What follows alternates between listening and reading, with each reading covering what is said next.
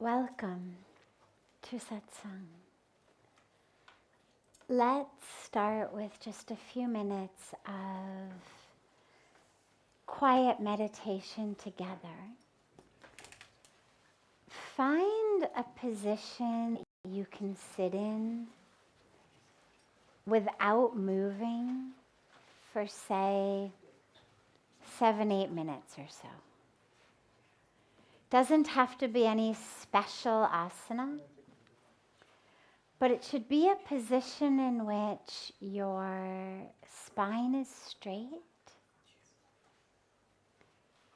your breath is able to flow easily,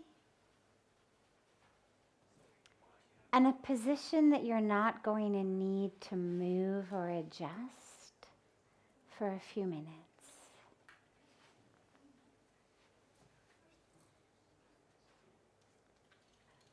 And allow the eyes to close.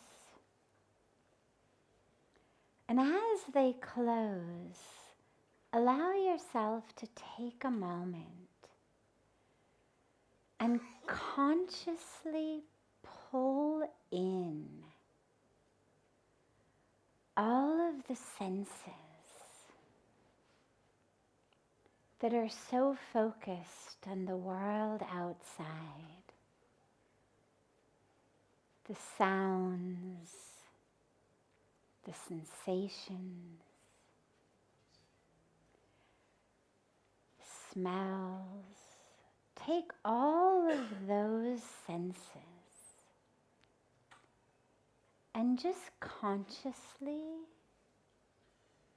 draw them in.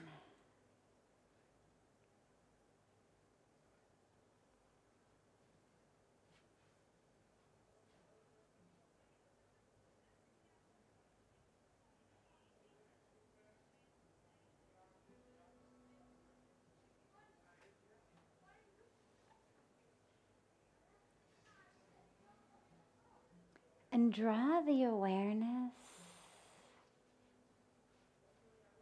to the breath.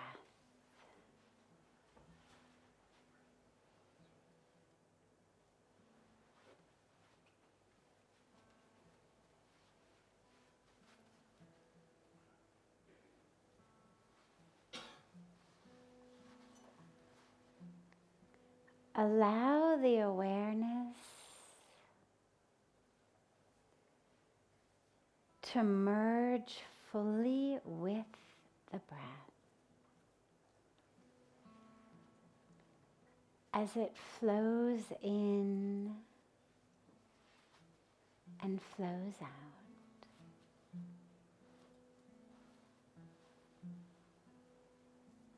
So don't think about breathing, but just draw the attention, the consciousness into the breath.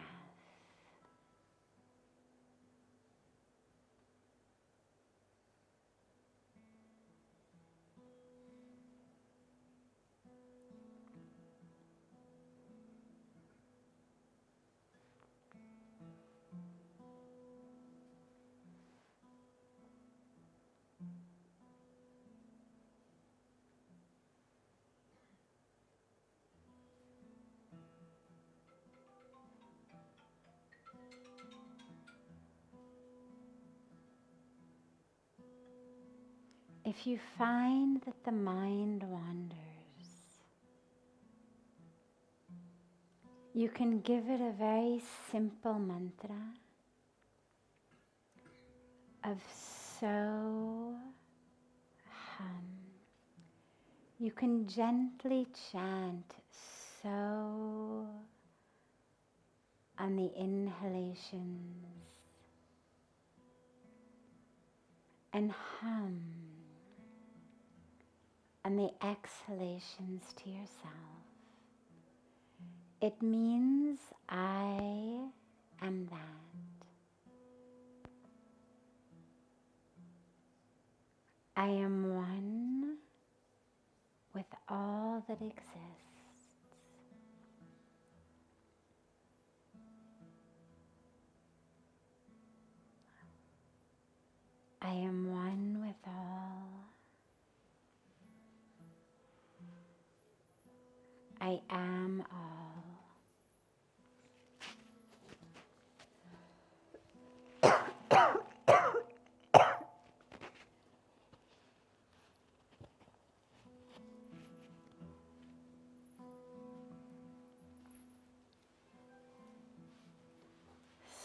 hum.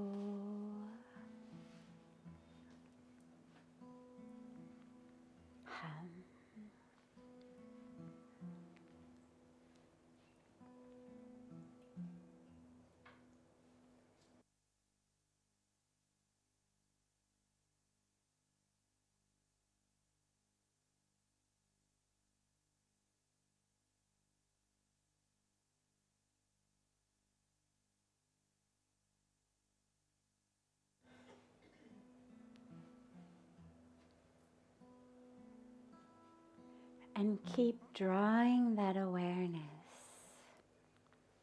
into the breath without moving the bodies. Just hold the body still, because the mind goes where the body goes.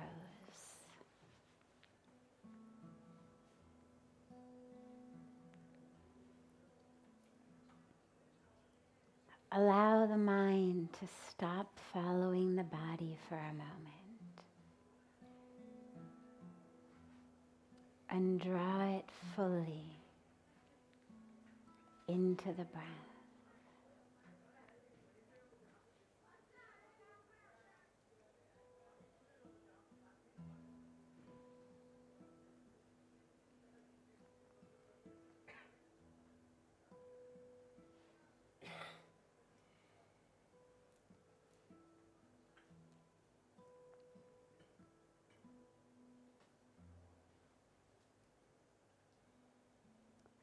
And as the awareness merges with the breath,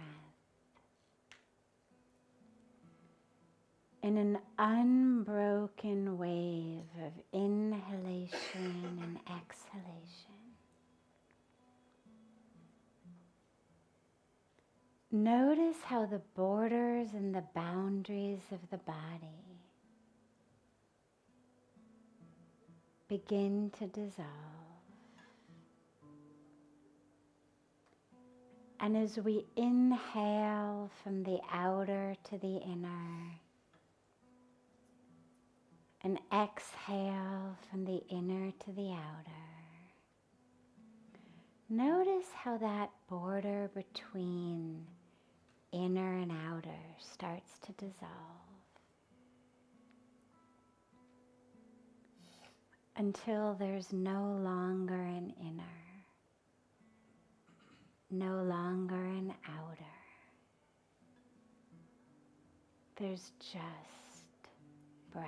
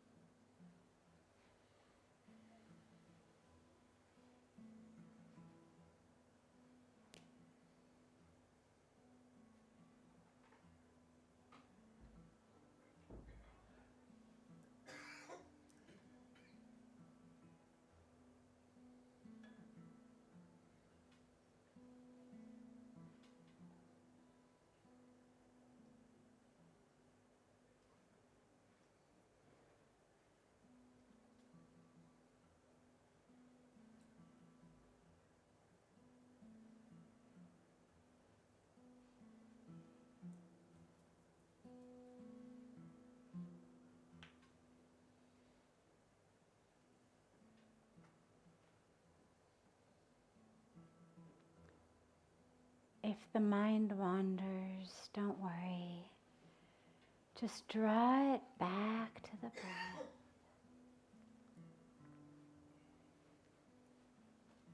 And allow the consciousness carried by the breath to merge from the inner to the outer to the inner,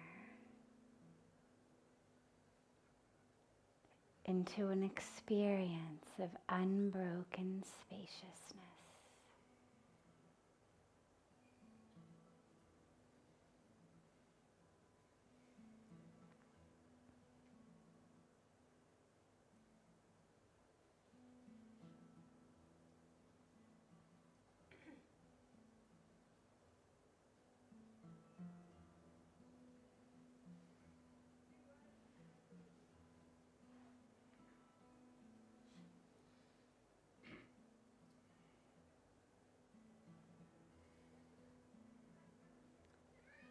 Slowly bring the palms of your hands together at chest level and rub them gently against each other.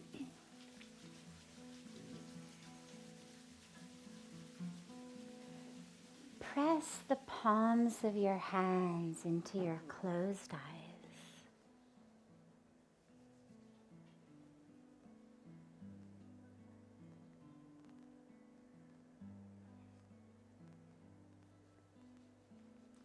Gently lower the hands and open the eyes.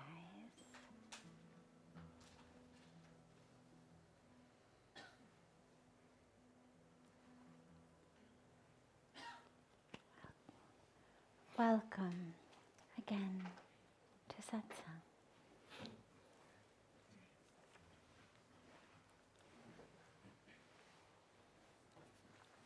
It's okay. We'll begin, as always, with a question that's come in advance, and then open it to any questions that anyone here has.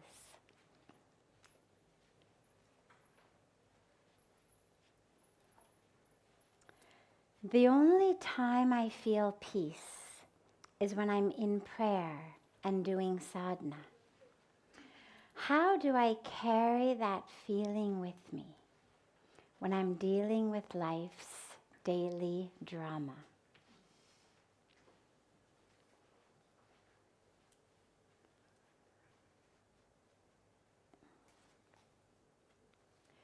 Sadhana is that which takes us into the truth of who we are.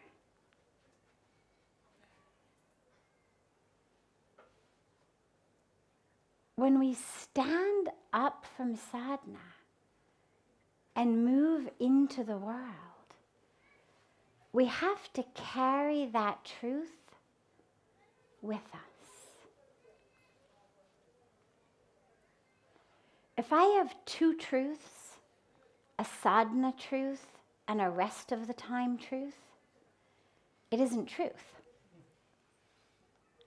Now, that doesn't mean that we don't play roles. One of the things we talk in here a lot about is the duty that we have to play different roles in our life. But I play them, whatever my role may be, whether a role in the family, a role in my career, in my office, a role in my community, whatever it may be. I might be a father, and I might be a president of a company, and I might be a tennis buddy. I mean, I can have so many different roles that I play, and while I certainly talk to my son differently than I would talk to my boss or an employee, differently than I would talk to my tennis buddies, it's the same me moving through those roles if I'm in tune with the truth of who I am. And this is true even if we don't drop for a moment into the ultimate truth. I mean, even if we're not talking soul, spirit, consciousness, divinity. Let's go there in a moment. But before that, let's just look at truth in terms of even this intersection of time, space, who I am as an embodied being truth. So if I have, for example, a value, let's say, that I hold dear. Let's say a value to me that I hold dear is a value of truth. And so in my home, as a father, it's important to me that my children tell the truth. It's important that my spouse and I tell each other the truth. It's important that in our family we hold truth as a value. Well, I can't then walk into my office and start expecting that I, on any level, I'm going to be able to effectively, dharmically, play my role in that company, in that office, if I'm not holding on to that same value. Doesn't mean I don't do whatever my job is, and if we've got a company or a business, that we don't try to do our best in a business. But if my core truth or a core principle is truth, that's going to stay with me wherever I am. I'm not going to insist on a value at home and then walk into my place of work and violate it and be able to feel okay about myself. When I go and play tennis with my buddies, I'm not going to be able to cheat on the tennis court and feel okay about it. So even in these superficial roles, even in my embodied being for a moment, one tenet, one value, one ethic, one principle, truth, I have to hold it even regardless of the different roles that I'm playing in this drama. Now you look at a deeper level truth. So in my sadhana, I'm accessing not values, ethics, principles. I'm accessing core truth of who I am. And if I don't hold on to that when I stand up and move in the world, then I'm not going to actually be able to move through the world with peace, with joy. And ultimately, that's what we're looking for. If we go around, which sometimes we do, I won't do it tonight, but if we go around and say, what's your highest goal? What people are looking for is that peace, is that joy. But if I'm violating the very nature of who I am, I'm not going to find it. And so I have to carry that truth with me as I move through the world. So if your sadhana is only an experience of when the world is quiet, when nobody interrupts me, when nobody scolds me, when nobody tells me what to do, when everybody's quiet and I get to just sit alone, then I'm happy and peaceful. That's not a deeply anchored sadhana. I'm able to experience peace as long as everyone else shuts up. I'm able to experience peace as long as no one bothers me. I'm able to experience peace as long as I have total control over my environment. My room, my lighting, my incense, my mat, my locked door, my music. I'm in total control. If that's the only place you can experience peace, what it means is that your sadhana needs to go a level deeper. It's not bad, don't feel badly. It's certainly a very common experience a lot of people have. That's why we do sadhana. But the point of sadhana is not, oh, thank God, now I can be at peace. And then when I have to stand up, it's like, oh, back into the drama, back into the rat race. No. Who I am when I stand up should be different if my sadhana is real. And so if you really are able to touch an experience of truth, of the self in your sadhana, that stays with you. And one of the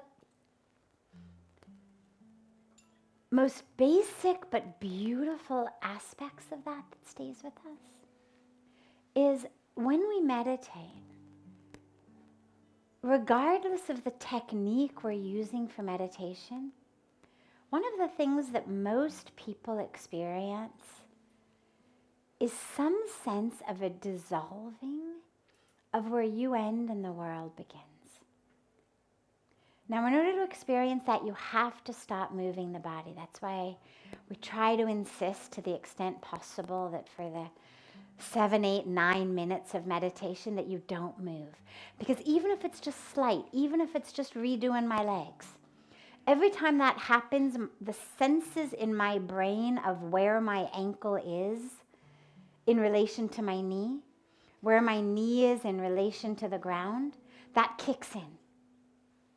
The minute I can actually hold my body still, it gives me the possibility to have an experience beyond the body. And so in that moment, a lot of us, even in the beginning, touch that sense of that dissolving of where you end and the world begins.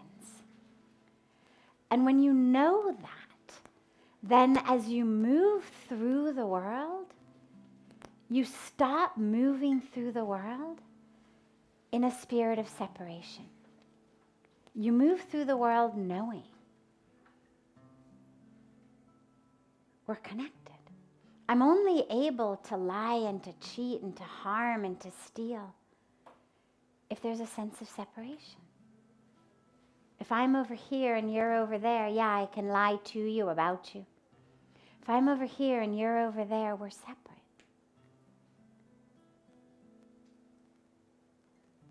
But if I know there isn't any place I end and you begin, who's to steal from? Who's to lie to? Who's to be angry at? And if I know that there's no place I end and the world begins, then that sense that so many of us have of lack dissipates. Lack is only experienced if this is the sum total of who I am. Well, yeah, I'm lacking. We're all lacking. I'm not tall enough or beautiful enough or rich enough or smart enough or handsome enough or funny enough or whatever it may be. If this is the sum total of who I am, we're all lacking because it's a very small sum total. No matter how much I have, no matter how much I am, no matter how much I do, it's never enough. But when I have an experience, a truth, a knowing, that actually I'm one with the universe, then that sense of lack becomes a sense of abundance, a sense of fullness. Because there is no this is just who I am. This is who I am. And so that stays with me in the rest of my life. And so we carry sadhana into our life when that sadhana is real, when it's deep, when it transforms who we are, not when it's just a temporary respite from the world.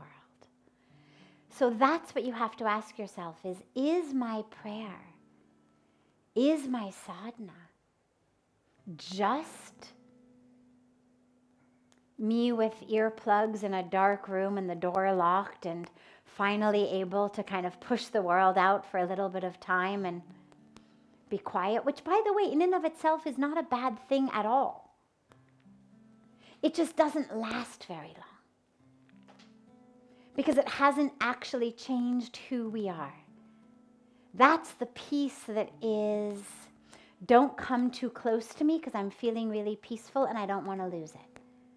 Don't talk to me now because I'm feeling really peaceful and I don't want to lose it. Right? We see this in families a lot. I was really peaceful until you came home. I was really peaceful till you started talking to me. Well, it's a very tenuous experience of peace if it's dependent upon everyone around us not coming too close and not talking to us. And so while it's beautiful to have to, as Pujya Swamiji says, recharge our batteries in times of silence and solitude, ultimately the point is, how can I take that and make it my own. Make it me so that I can move through the world with that. And so that's the only way to do it. There's no trick of carrying your sadhana into the world. The trick is make your sadhana so deep that experience changes you. And it becomes you. And so who you are as you move through the world is that. And by the way, it doesn't dull you. A lot of people say, well, God, I'm really worried about becoming too spiritual because I'm this great businessman, or I'm this great actor or actress, or I'm this great whatever I may be in the world, and I'm this and I'm that, and I'm, really socially active, and, spirituality is going to just make me way too boring, way too calm. I don't want to be that calm. I want to be vibrant. Spirituality, sadhana, it doesn't dull you. It actually gives you a vibrance. But it gives you a vibrance that's real rather than a vibrance that is frenetic. It gives you a vibrance that actually comes as nature is vibrant. It's the vibrance of a flower that's blossoming. It's the vibrance of a tree that's giving apples. It's the vibrance of a river that's flowing. And so never worry that, oh my God, if I become spiritual, then I won't be able to do this or do that. The only things you won't be able to do are things that aren't who you are. And why would you want to do those things anyway? Right? I mean, what do we really get from that? Just the opportunity to perpetuate a myth that we already know is wrong? That our happiness and peace can somehow be bought by money or possessions or titles or whatnot? We know that isn't true.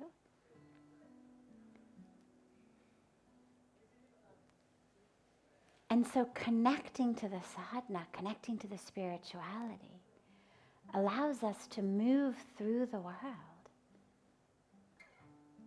with truth and as truth, in its full vibrancy.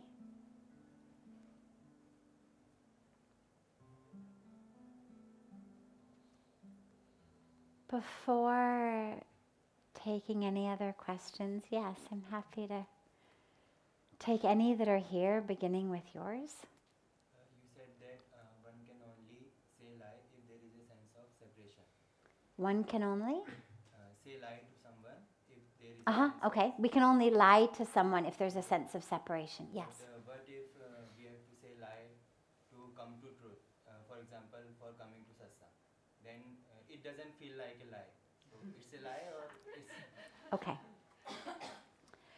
So there's two aspects of the question. He said, as I had said, we can only lie to someone or cheat someone, harm someone, if we feel separate from them. And so he said, well, taking the lie part of it, there's a sense of separation if we lie, but what if we have to lie to get to truth? So what if, for example, I have to lie in order to be here in Satsang? So there's two pieces. When we lie to someone, even if we do it for good reason, there absolutely is a sense of separation between you and that person. So whomever you're lying to, even if it is with great intention, even if it is necessary, nonetheless, in the moment that you are telling a lie, there is absolutely a sense in your mind and your experience that you are separate from that person. If I am in an experience of oneness with you, I can't lie to you. That's part one. piece 2 is really a question not about separation, but it's a question about, is it ever okay to do something that seems wrong, but that's in service of something that is right?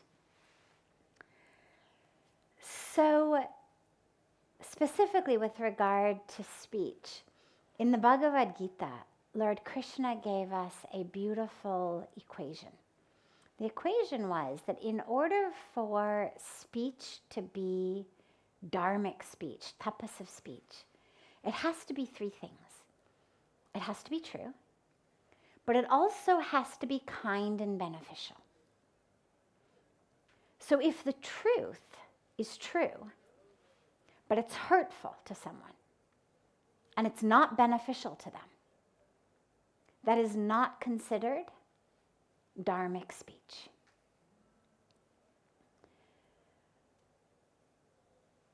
Now you raise the question of, well, what if it's not true? So what if it's kind and beneficial, but it's not true?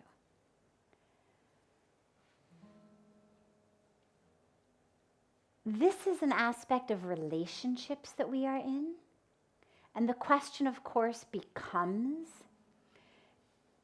if in our relationships, we were speaking last night about people who theoretically love us,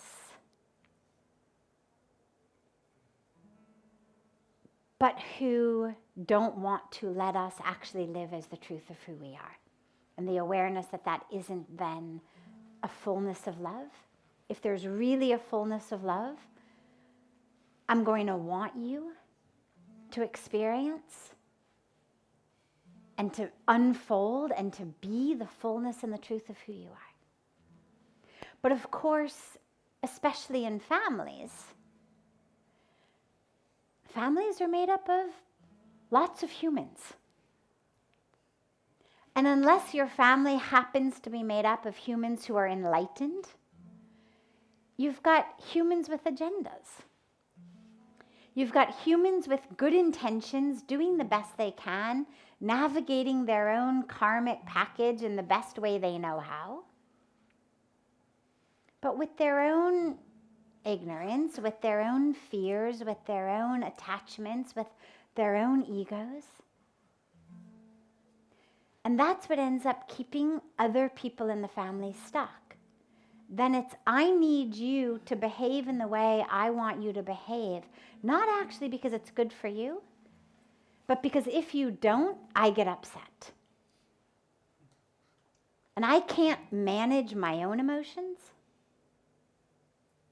And so I need you to manage your behavior so I don't have to manage my emotions. And this is the way that most of our relationships work.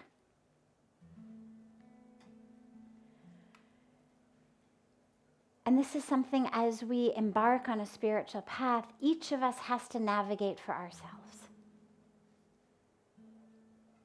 Again, if you look back to the battlefield upon which the Gita was spoken, back to the story of the Mahabharata, well, we know there were moments. There were moments in the war for Dharma where things were said, things were done, that if taken out of context, you'd say, oh, that was a lie, or oh, that was maybe not really a lie, but maybe not really the fullness of the truth. Oh, that was kind of not exactly the way the rule was supposed to be, but that we're in service of such a greater Dharma. And this is something that each of us has to navigate for ourselves. But here's the issue, and here's where it's sticky. The ego is really dangerous. Because the ego, the minute that we allow ourselves the freedom of flexibility, the freedom to say, well, all right, if I know this is my truth, to be in satsang, to be in arti, to be on the banks of Ganga, to be meditating. If If I really know that's my truth, what do I have to do? I mean, I'll tell you a personal story. After I first moved to India, when I would go back to Los Angeles to visit my family, one of the things very, very important to my mother was always sleep. Lots of sleep, lots of hours of sleep since I was a kid. It was always make sure you get lots of sleep, and I was always put to bed very, very early. And okay. So she always worries, to this day, that I don't get enough sleep. So when I first would go back to visit, of course, they saw me so infrequently. They wanted as much time from me as they could have. And I knew from the minute in the morning that I went out into the kitchen to get some hot water, well, the kitchen is near my mom's room, and then it's, oh, good morning, honey, how are you? And well, for me, I have a morning practice of meditation. And so, yeah, I found myself not telling the truth. And I would tell her, for example, an hour and a half after I actually had awoken, and I had spent an hour and a half meditating in my room, and I would come out of my room an hour and a half later going, morning, Mom. Right? Now, in her mind, I had just gotten up. Great. She was so happy. I'd had a really good night's sleep. And in the night, about an hour before I really needed to go to bed, I'd say, oh, I'm so tired. I think I'm going to go to sleep. Oh, yeah, go to sleep, she'd say. Get a good night's sleep. So I'd go in, I'd have time to meditate. As the years went by, I no longer needed to do that. But in the beginning,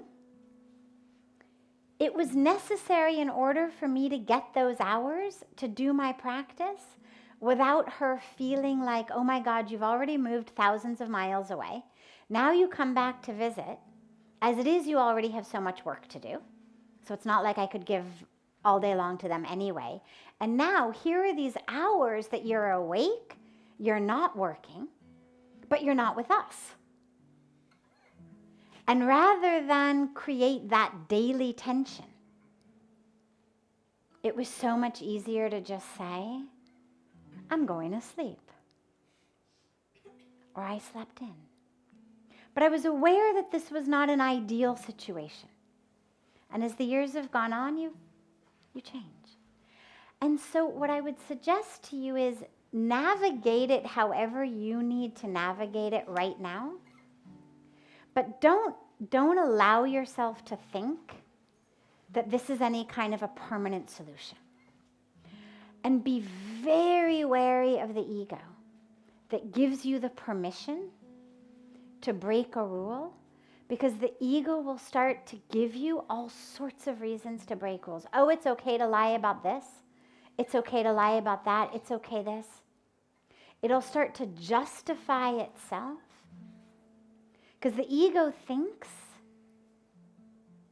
you know the best. And so the ego will always give you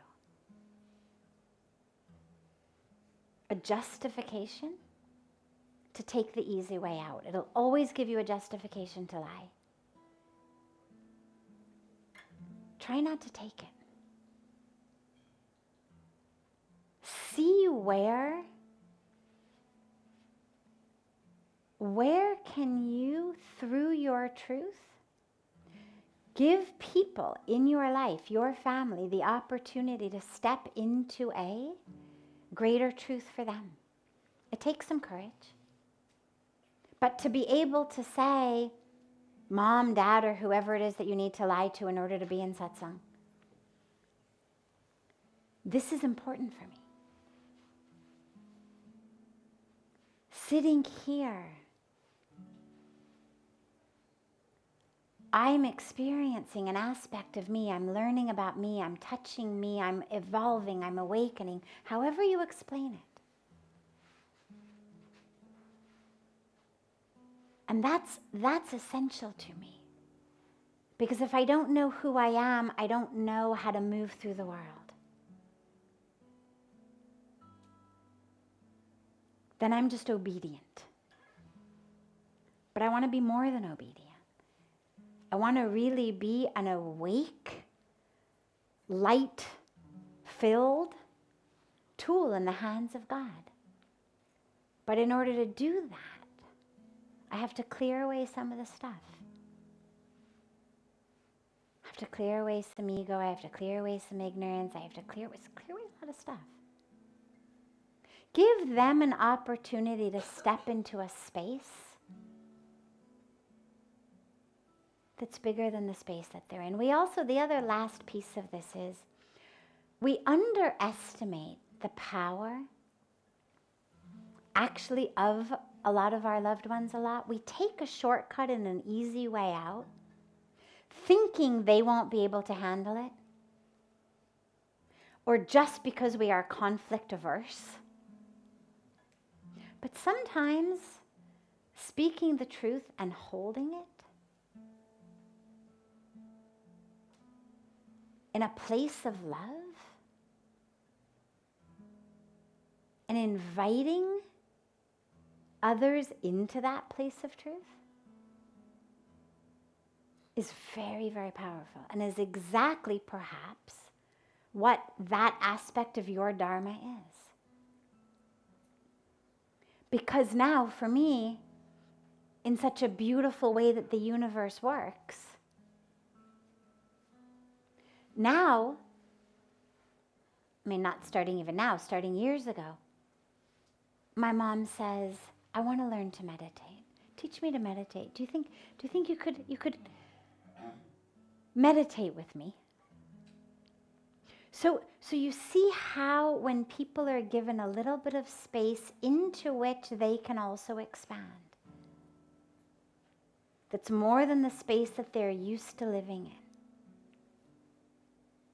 Not in every case, but in a lot of cases. If that space is opened with love, with truth, not with I'm better than you are, but just in your love, in your truth, if you can create that space for them, who knows, maybe they'll join you in Satsang.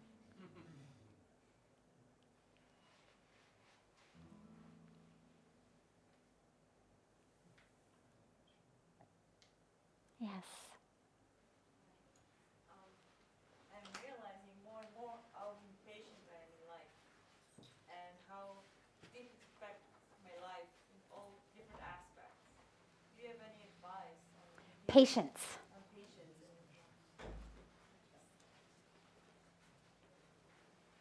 Are you here tomorrow as well? Okay. No problem. So we'll take it tonight. That's okay, no problem. So,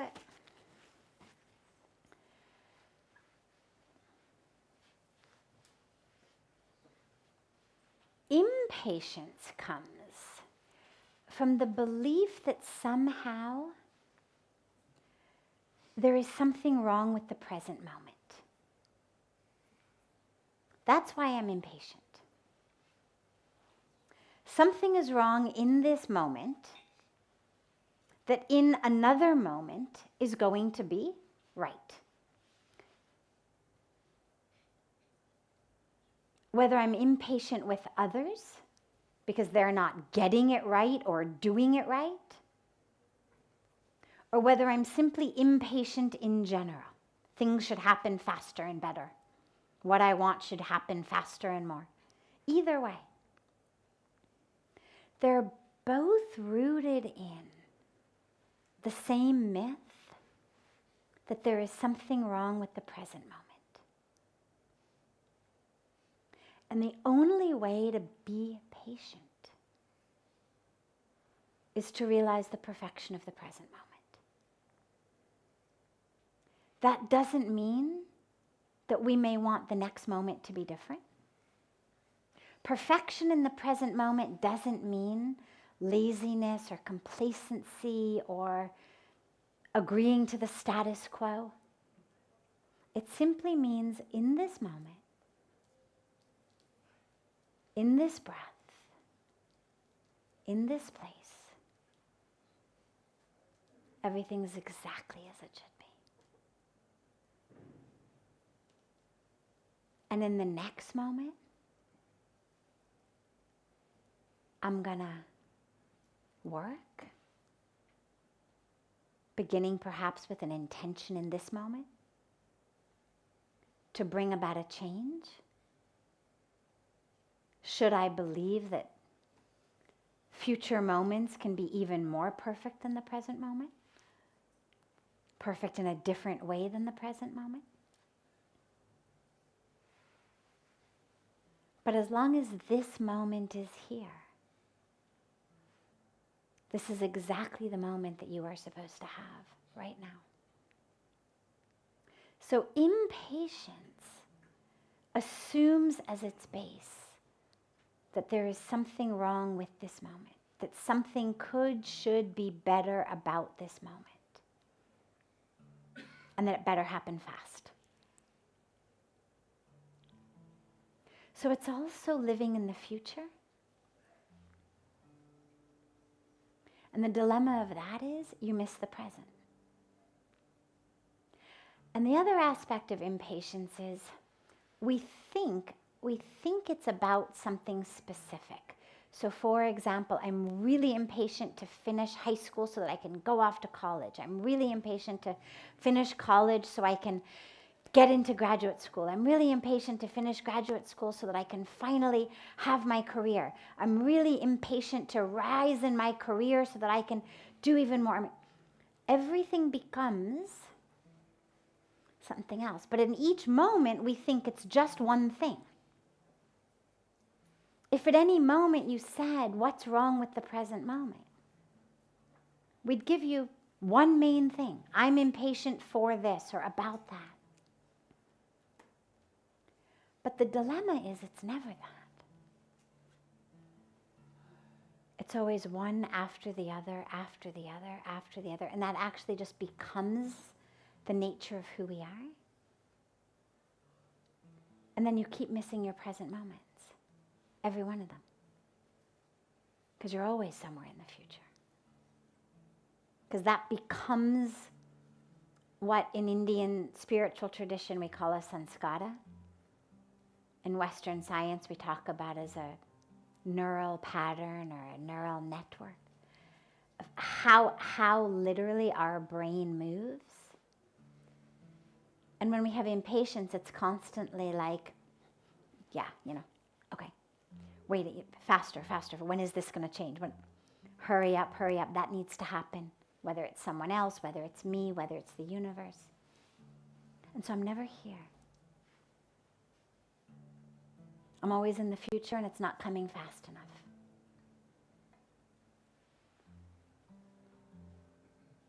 If you bring yourself back to your breath, the breath is a fantastic tool. Because it's right here, right now. You can't breathe 5 minutes ago's breath. You can't breathe tomorrow's breath. The only breath you can have is this one. And so the more awareness of the breath you can be rooted in, the more in the present you are. And that's doable with eyes open, walking through the world, sitting in a board meeting, driving your car. You don't have to be eyes closed, sitting in,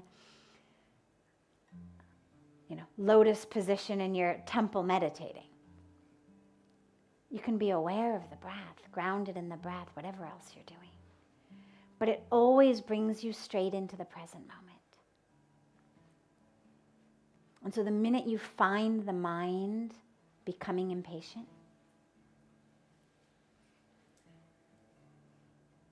bring it to the breath. And give yourself some mantra. If you've got a mantra already, use that. If not, if there's something that appeals deeply to you, use that. Otherwise, it can literally just be something like, the present moment is full. The present present moment is perfect. Or even just something like, the present moment is all there is. Find something that resonates with you, that when you say it, there's an internal sense of